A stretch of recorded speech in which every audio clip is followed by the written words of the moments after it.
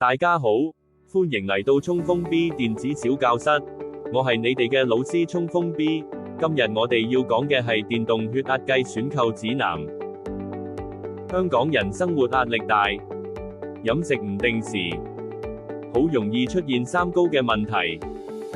想預防心血管疾病，除咗改善生活習慣，每日定時量度血壓就係最直接方法。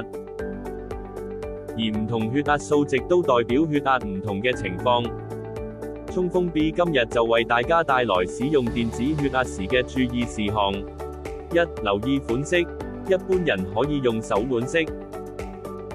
如果有糖尿病或心血管疾病，建議選用手臂式，準確度會更高。購買電子血壓計應選擇有記憶記錄，可連接手機自動分析數據，以及方便長者使用嘅型號。三、注意螢幕大小，確保讀數清楚同測量準確。另外，量血壓時要坐直放鬆，亦都要改善飲酒同食煙嘅習慣。同埋，定期校正儀器可以確保測量數據準確性。揀啱血壓計同埋正確使用，就係俾家人最好嘅健康保障。